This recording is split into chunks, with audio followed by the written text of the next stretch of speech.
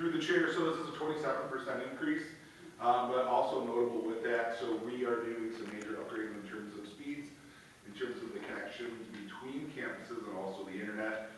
So on average, the campus links that are the remote campuses coming back to City Hall are going to increase about 700%, going from somewhere around 120 megabytes to gig speeds. And then in terms of accessing the actual internet itself, we're also going to go from 400 meg to a gig. So it's a pretty big increase considering a small financial increase.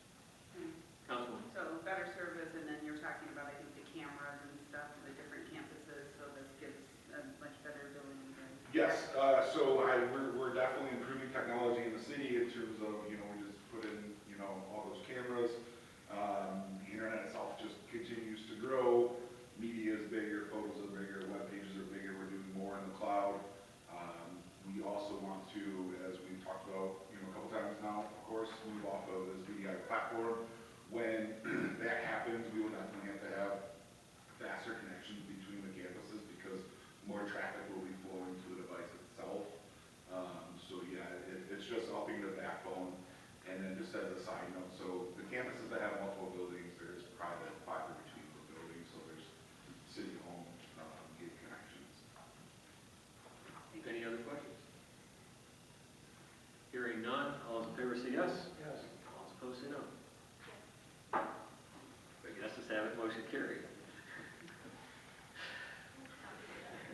7.22 is a motion to receive and file police and fire retirement system investment performance review, March 31st, 2024. Motion? Support. Motion by Councilman Witten, supported by Councilman Johnson. Is there any discussion? Chairman, Councilman Witten. could we have Commissioner come up and just give us a summary? Good evening. Good evening, everybody. Through the chair to Councilwoman Brandon's request. So this is the quarterly financial report. We have two large pension systems in the city. We have the police and fire and general pension. This is related to the police and fire pension fund. And the document is, the most relevant document or page on the document is probably page 3 that shows the beginning balance at the beginning of the quarter, the ins and outs, and then the ending balance at the end of the quarter for March of 2024. So just to summarize, the beginning balance of the fund was approximately $137 million. And then in March of 2024, that increased to approximately $143 million. So I think that overall is like a 4% increase for the quarter. So things are looking good. The value of the assets are more than it was during the audit last year, so that's a good sign as long as liabilities stay stagnant. So that's it. That's the update I have on it. And I'll try to answer any questions you have on the report. Only one correction. I think it's more about a 6.6%, 6.5% increase. 9 divided by 137. I'll look at the 137 and 142 difference divided by 37. Yeah, I put the appreciation. Yeah, that's the change in market value. Yeah, that's high. That's a 6%. Like you said, that's probably 6%. That's good. 6.5%. All right. Any other questions? Hearing none. All in favor say yes. Yes. All opposed say no. Yeses have it. Motion carried.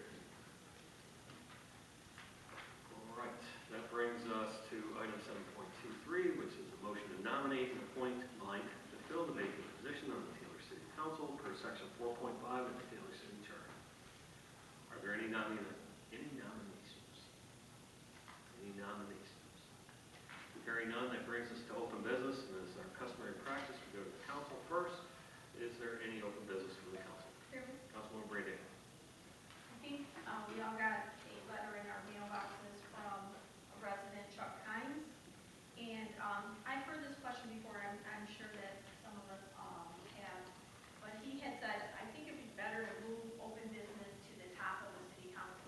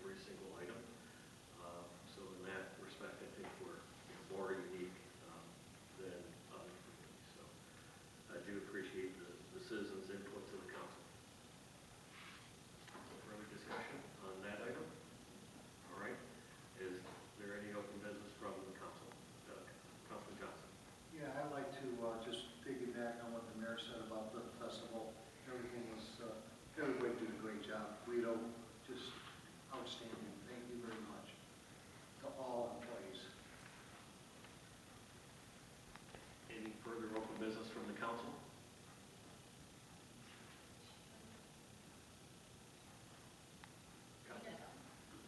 Councilwoman Whitten? No. Okay. Well, there's a proclamation that's been proposed. Well, we would need a motion. We would need a motion on the proclamation and then a support. Signed all the way, so I wasn't sure. Well, we'll see how the vote goes. But we would need a motion on the proclamation. Okay. Chairman, I'd like to make a motion for a proclamation regarding the present voting maps or the districts, the voting district redistricting. Would you like to read it or would you like me to read it? I can read it. Of course. Just as background, the Michigan Independent Redistricting Commission, by federal directive, submitted a revised plan for the Senate districts in the state of Michigan, mostly within the Detroit metro area. And the proclamation reads as follows. Proposed Crane A1 map. Whereas the city of Taylor, by definition, is a community of interest, and whereas the city of Taylor and Taylor Township before it has been the same 24 square miles of Michigan since 1847, and whereas the Michigan Independent Citizens Redistricting Commission, MICRC, redrew the Metro Detroit districts after it was ordered to do so by the federal court late last year, and whereas the proposed new Michigan Senate map, Crane A1, divides the city of Taylor in two, separating our community. And whereas the similarly approved House of Representatives redistricting map resulted in the loss by a sitting minority Latino representative residing in Taylor, and whereas the proposed Senate Crane A1 also appears to dilute and harm similar suburban minority representation if approved and implemented. Now therefore be it resolved that the Taylor City Council objects to the proposed Crane A1 map and calls on the judicial review to reject the map as presented, and that the city of Taylor be unified in any approved Michigan Senate map. Resolved the second day of July 2024. There's a motion by Councilwoman Brandana. Is there support? Support. Supported by Councilman Johnson. Is there any discussion? Chairman, Councilman? is there a sense of urgency on this? Yes, the courts ruled that the map had to be presented by by June 27th. July 5th, plaintiffs file any objections to the Senate plan with the court. July 12th, the defendant's responses to any objections by the plaintiffs. July 12th, the reviewing special master submits his report of the commission's work. July 19th, the parties may each file briefs commenting on the reviewing special master's report. And July 26th, the court will adopt a remedial Senate districting plan. Council. I would say logic says Taylor should be unified in the district. However, this is the first I've heard of this. I'm not prepared to vote on something like So this is the issue, is that I did go before the Michigan Independent Redistricting Commission last Monday. Not one public hearing was held downriver or Western Way. I contacted, because all these things, the different maps, it's like, 10, 15,